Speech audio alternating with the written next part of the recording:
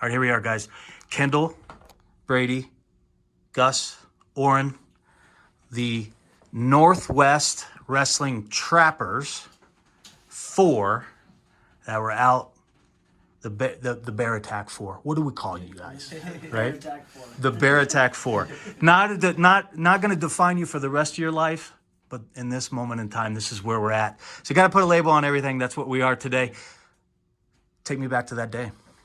Yeah, so it was a Saturday. We had it was our first week of practice, our real practice. We just got done with preseason. It was our first week of practice, and it was a Saturday, and it was an awesome day outside. After morning practice, I was just like, guys, it's awesome. And me and Kendall shed hunt a lot, go and look for antlers a lot, and so we were kind of already planning on going out, and we asked if anyone else wanted to come with us, and these 2 kids were like, yeah, we'd love to, it's an awesome day. So we drove out past Cody, about an hour and a half from here probably, and parked our car and started hiking, and we hiked all day. So we probably got there about 10 and hiked till 5 o'clock, and we were sitting down, all 4 of us were sitting down. We found a handful of antlers, so that was fun. Okay, can I stop you? Yeah. All right. So antlers, sheds. We mentioned it before, but I want that to be clear for people that don't understand exactly what that is. You go out, you collect in these antlers. So Cody's closer to Yellowstone. Yep. For us city folk, Yellowstone, they know there's grizzly bears over there in Yellowstone. They don't know they roam around all these areas, which they do.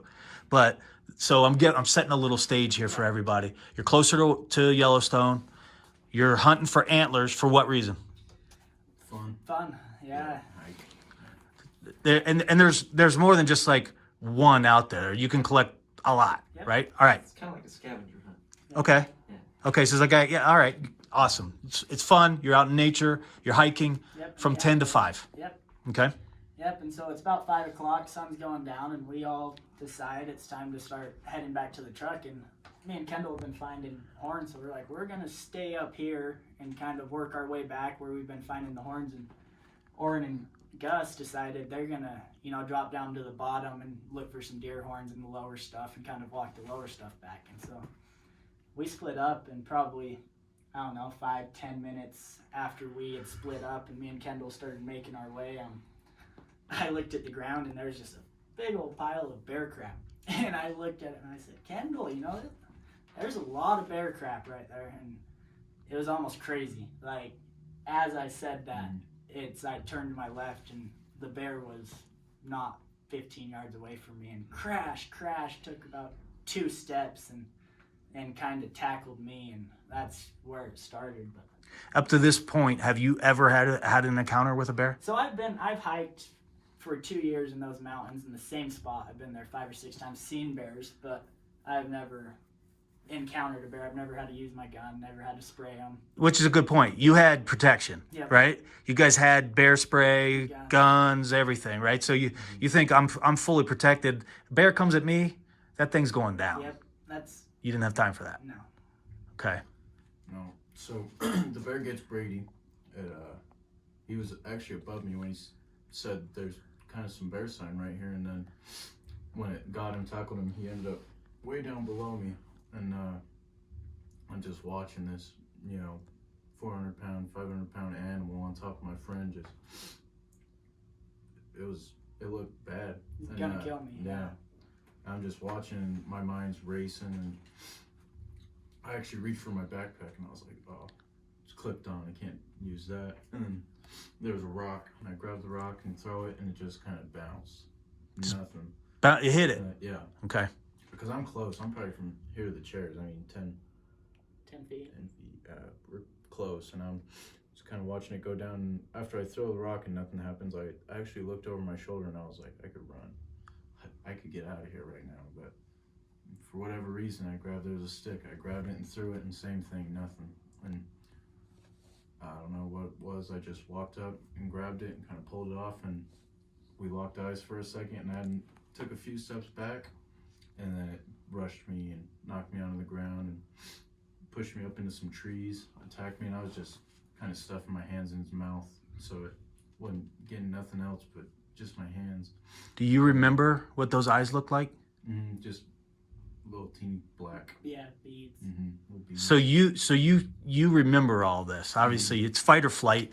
You decided to fight, not flight. Yeah. You decided to save your friend, and you got this bear staring at you, but you remember all this. This isn't something that's foggy, distant memory. Yeah, no, I remember everything. Okay. And so that happens. I'm stuffing my hands in its mouth, and I don't know if it just spooked or it run off. And then, so I called out to Brady, and Brady, all right, where you at? And I didn't hear nothing. Then I hear the bears start coming back around. Heard me yell for Brady. It knew I was still a threat, still in the area, and it comes back around. And it got me again, and that's when it got my arm and my leg and my head. And I remember it just picking me up off the ground and just shaking, and like I felt hopeless. Shook your whole body from its mouth. Yeah, just picked me up off the ground totally, and just shook. That's I felt small, but after that, I think it thought I was dead. It walked away, kicked some dirt on top of me, and it left. And I pulled out my phone, called somebody, and the phone was broken, got chewed in half, chomped, and then I reached down for my backpack. I remember thinking, oh, my fingers are broken, they just hurt so bad. And I got my backpack unclipped though, and kind of slithered out of it and started walking down the mountain, and looking over my shoulder the whole time. But I finally got maybe a half mile down the mountain, and I saw Gus over here yelling for me, coming up the mountain. So you saw Gus before? Mm-hmm. So we were kind of all together. Okay. Down there, yeah. Okay. I got on my phone after I got attacked, and I called 911 and was talking to, Life Flight, but I was kind of out of it, You were in shock. Yeah, they were asking me where I was at, and I was, out of anyone who was there, I was the one who knew where we were at better than anyone, and I was just like, I couldn't put my words together or whatever, and I saw those guys way down below us. They were probably a mile down from where Really? we got attacked. Wow, that far away. And so I saw those guys and started yelling at them, and they start working their way up finally, and I give the phone to Oren, and I'm just like, I can't talk to these guys right now. And Did you know what was happening? So after he pulled on the bear, and the bear kind of stopped chewing on me and throwing me around, I could look between the bear's legs, and I saw, Kendall was backing up, trying to scavenge, and then I saw the bear take off, and they kind of went into the trees though, so I didn't get to see what, the bear get him, but I knew when I was on 911, I said, we need a helicopter, my buddy's gonna need to get life flighted, and you knew it was bad. And when they got up, I told them, I was like, the bear's got Kendall, he could be dead. So you knew it was that bad. I knew from what it did to me, just the first initial bite, snapping my arm, and he was throwing me around the same way he was throwing Kendall around, and there's nothing you can do. It was like curling me up in a ball with its paws. It would curl me up and get me right underneath it, and I thought I was pretty tough. I've wrestled a lot of matches in my life, and there was nothing you could do. And so yeah, I knew the bear got Kendall. I had no idea that if Brady was still alive. The second time, I didn't even call out for him, nothing. I just straight down the mountain. I had no idea if he was all right or not. Did you know how hurt you were? Kind of, sort of, but I knew I was bleeding everywhere, and I knew that it bit me, and I could feel my skull I knew. You literally had blood running in your eyes, right? Yeah, I could see my contacts. They were filled with blood. Yeah, I couldn't see nothing in there. Did you? Okay, this is gonna be kind of a dumb question. Did you think you were gonna die? Yeah, I remember laying there, and I even I kind of gave up for a second. I was like, this is, I guess, how it's supposed to be. I'm in the mountains a lot, and this is just how it is for me. Huh. I kind of laid there, and then I don't know if I got bored or laying or something, but I got up and started walking. You got the drive to live. Yeah. All right. Okay. So Gus, what happens next? So me and Oren are going across the bottom of the mountain, and it's just me and him. And I remember as we're going down the mountain, we kept looking back up to see if we could see those guys going across the top. But we eventually lost them while we were going across the bottom. But we didn't really think any of it because these guys know the mountains. They've always been in the mountains. And I remember getting to the bottom and trying to call them, but we weren't getting any answers. But we still didn't really think anything of it. And so we just kept going to where we were supposed to meet with these guys all the way on the other side of the mountain before we went down to the car. And as we get to the bottom of one of these little divots, we just hear somebody yelling, "Help!" And we look back up the mountain and we're like, that was Brady. And we start yelling back for him and he's not answering. And then we eventually hear him we hear him yell help again. And then we're like, oh, we got to go up there. So we started hauling butt up the mountain to go get him. And we eventually meet him about halfway, and he's on the phone and he's holding his arm up and he's all wide-eyed, and you could just tell he's so out of it. And he's saying, we just got attacked by a grizzly bear. Kendall's still up the mountain. I think Kendall's dead. Like, all this stuff. And after hearing that, and I just knew I had to go get Kendall, because that was the only thing on my mind when he said Kendall was still up there. Did you feel any hesitation at all? No. He started running. He started running. I up the said, mountain. Kendall's still up there? I said, I have to go get Kendall. I said, I can't lose Kendall. Didn't matter if there's a bear, No. a dinosaur, I kind of stupid. a murderer, just ran up the mountain. which is basically what they are. Yeah. You just went. I just started running and yelling for him, and eventually I found him. He was quite a ways up, above from where we met Brady, and I remember just yelling for him and not, like, I was just thinking I'm gonna have to run all the way up to the top of the mountain to find him. Like, he's probably, I just thought I was gonna find him dead. So All of this stuff is rushing through your mind as you're all running. these different like scenarios going on in my head. I'm just still running up the mountain yelling for him, and I eventually hear him like kind of yell back at me, and I still can't see him, but it's weird because he's like looking up the mountain, everything's so far away, like way farther than you think. So I'm still yelling for him, and I eventually see him come over this little ridge, and he's just covered in blood from head to toe, like just drenched. His whole head is just highlighted with blood. Do you remember what your first thought was? I thought he was dead still. Just walking. I was surprised he was walking. Yeah. I ran up to him and he asked me, how do I look? You asked him how you looked. You look good, man. We gotta get off this mountain, is what I said back to him. And I got up on his side and started helping him down, and I'm really surprised because he's kind of talking to me just really nice, like, that bear got me good and all this stuff. And I was like, yeah, it sure did. Like, we still gotta go, and we eventually get him down more to where these guys are. And he just wants to sit down. Were you carrying him on your back, or how? No, not Like arm around him, pull him? Yeah, I just had my Gotcha. carrying him like on Yep. right here, basically. Okay. I don't know, arm around him, just supporting him. Mm-hmm. And then he gets down more to where these guys are, and we send him down. We're still on the phone with 911 trying to figure stuff out. And a thing to add in before that, when I was on the phone with 911, I gave the phone to Orrin, and Orrin's talking to him, and they said, you guys need to get down the mountain. They wanted us to leave Kendall up there. Yeah. Did they think that the bear was going to come back, or were they just like, you yourself could, I don't know, be in trouble from the elements, or? So say Kendall hadn't like been able to get up and walk per se, and we would have been like right up in there where the bear was, and there was a good chance that we would have got attacked too. And so I think they were just trying to prevent that. And when I was on the phone with them, first thing we did was make sure they knew where to bring the helicopter. I hadn't gone into shock or anything yet, so I knew where we were, and I was able to kind of direct them to the spot to land the helicopter. And then they started telling us that we needed to like get out of there. And so we sat Brady down, and then I was about 15 yards behind Gus, and I was going up with him, gun in one hand and phone in the other, and they said, well, you need to go. Like, you need to go back to the car. I said, we're not leaving our brother up there, and hung up with them, put the phone away, that way I could have, two hands on the gun. Yeah. Yep. Started heading up there, and maybe 20 more yards we walked, and then there was Kendall's little red head walking up. Gus got to him first, and we just took turns carrying him down after he...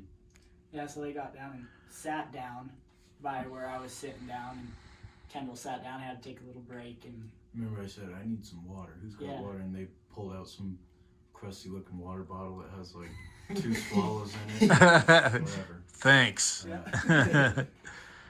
And by that time, obviously, you guys were all going into shock. Like, obviously, you two for sure. But what did you just witnessed? What are you gonna say? How are you gonna handle this? I can't believe this is happening. Right? There's still a lot though. We were still 5 miles away from the pickup Yeah. when we sat down, and there's still a lot going through your head. Like it's almost you're in shock, but it's like you said, it's fight for your life. Okay. It's So you fight or you flight. knew that this thing wasn't over. Yeah. You know you still have a long way to go before you even can make it out yourselves. And I so- remember when Gus and I, when we for sure hit shock is when we were when the ambulance finally came and got him, and we could like kind of relax for a second, and everything settled in, and me and him just like looked at each other, and we like couldn't even function. We were hysterical, crying. Yep.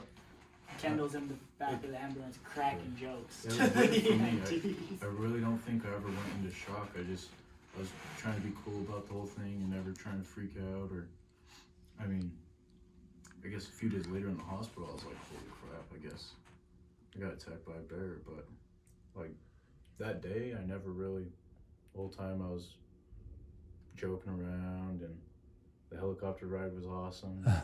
Expensive, but yeah, I don't know. It was weird for me. I didn't.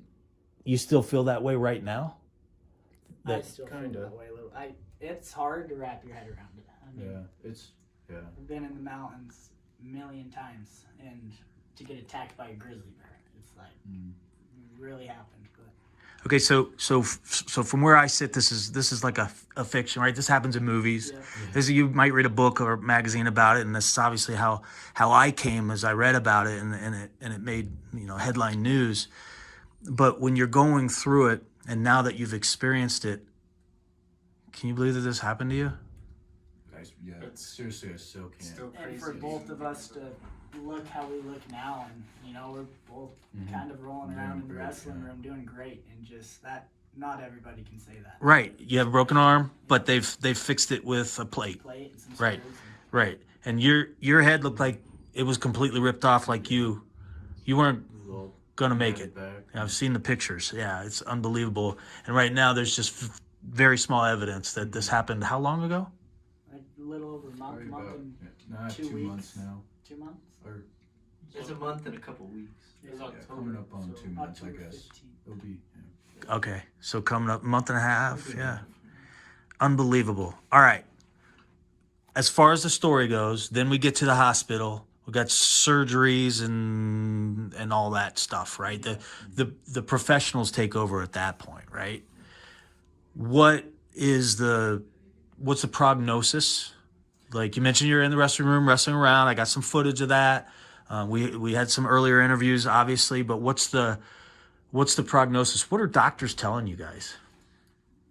I'm not totally listening to the doctors, but I think Coach and myself, I want to be back fully wrestling in January, and he wants Me Brady to too. be competing in January, so we're pushing That's for our that. prognosis. That's- Yeah. Another thing to add too, though, when we got to the hospital, it was kind of cool. So they flew him, and I drove in the ambulance, but they got us in the same room, right next to each other when we got there before we went into surgery. So, we can finally kind of relax. We aren't going to die. We're in the hospital, and Talk to each other about the whole thing. finally got to talk to each other and just kind of get both sides of the story. And that was cool just to be able to talk to him and know he was talking, because that 3 hours he was gone in the helicopter you or had no whatever. idea. I You had didn't know no what was going to idea. happen. Yeah. And you guys had to follow up. It was billing. So what? You got a couple hours, right? So you guys were going up. You had to drive up there, obviously. So yeah, Coach told us it was not a good idea to drive up there that night. So me and him, he came up and stayed in my dorm room for the night, and it was like longest night of my life. I don't think I slept a bit, and it was just stressful the whole time. And I knew Brady was okay, because we stopped in Cody on our way here, and he was there at the little regional hospital, and I saw him, and he was all right. So I knew he was okay, but I hadn't seen Kendall yet, and hadn't heard anything about Kendall yet, and so it was just panic the whole time. Are you thinking the worst, or you just not know what to think? So I was worried I was like worried about his head quite a bit because I wasn't sure like if he had like skull fractures or anything like that. But he seemed okay when he got in the helicopter. So like I didn't think he was gonna die, but I was just worried. Just worried. You didn't sleep at all. No. You got up there the next day, right? Yeah. Parents and teammates and coaches that all come too. It was awesome. Yeah, the support was awesome. We had someone on the wrestling team there with us the whole time we were there. You know, if not 5 or 6 of them up there supporting us. So. Tell me about what that does for you when you're in a life-altering, I mean, death, staring death in the face. What's it like to have a team People that, that got my back. yeah, It's nice. Yeah. Helps you out a lot. It gives you something to like reason, I guess. Gives you motivation to get better and do better. we take that for granted, and as I mentioned earlier, it's stuff that happens in movies, right? But when you experience and you feel that, it actually helps, right? Mm-hmm. So you got this team around you, and you got the support from your coach. And what does the wrestling team? What did the wrestling team do to lay the groundwork for survival of that event?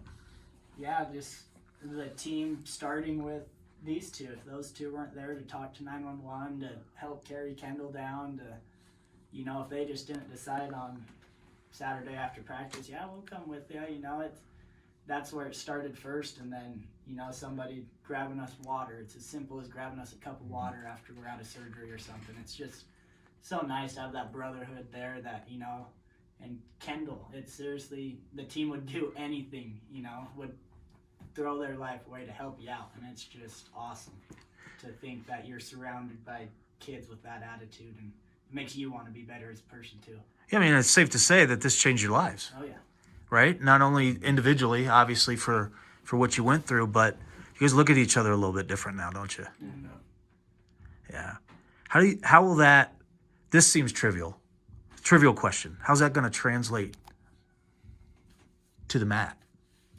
I think it's already translated a little bit. You can see our brotherhood coming together, and we've been wrestling tough with a couple kids out and injured, but you can see our team coming together, and when somebody's wrestling, our whole team's in the corner watching, coaching, you know, we don't miss a match, and it's translated over on the mat in that aspect for sure, and mentally I'm sure it will help us too, you know, out there. I just got attacked by a grizzly bear, and this guy thinks he can take me down, you know, but Right.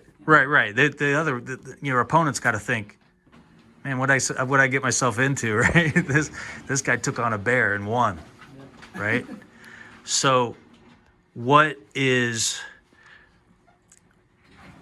of spotlight do you guys feel, if any, that you have on yourselves from this event?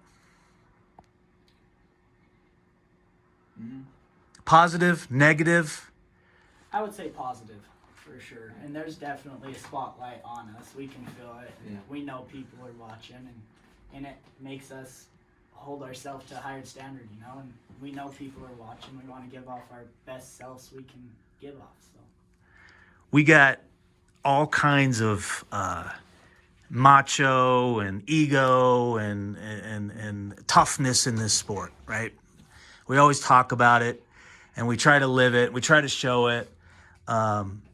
But there's just something about nationwide and obviously international, because this is big enough, because wrestling translates obviously across the world, about a couple of wrestlers and their teammates fighting off a bear that makes everybody in the wrestling community just kind of puff their chest out, right?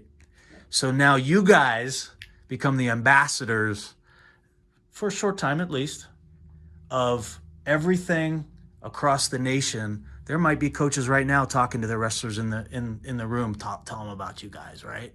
There might be a brand new wrestler, 5, 6, 7 years old, and the dad or the mom is saying, "Do you see what happened here?" Mm-hmm.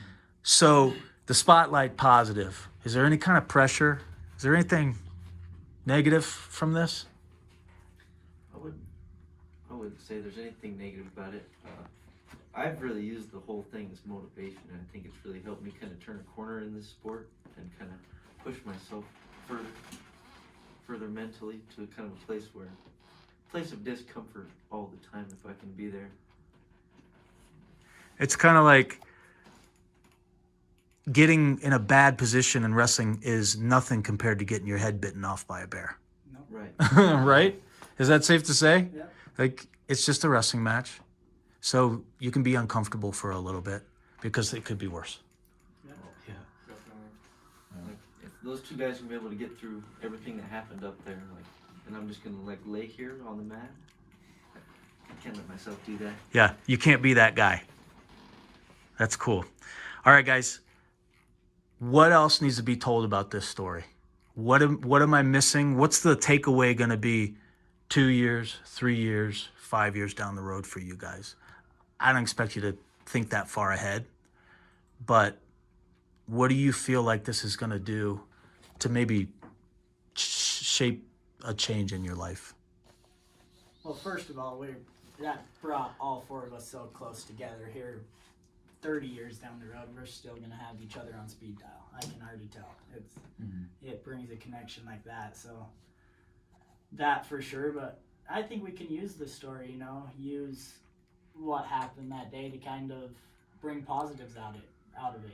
If you're talking to little kids wrestling and they all want to know the story, bring as much positive out of it as we can and kind of try to get the good side of the story out instead of just the we got attacked, bring the brotherhood and the team and the everything that really went into it that makes the story for us at least to get that part out.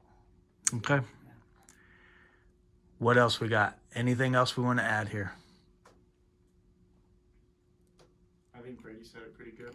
You said it good. All right. Guys, thank you very much. Thank you. It's an honor and a privilege to meet y'all. So, and I wish you all the best, and I appreciate the struggles you had to go through. I was sitting on the couch, so all I did was read. Yeah. You actually got attacked by bears. So, thank you very much. Thank you. Thank you. Thank you.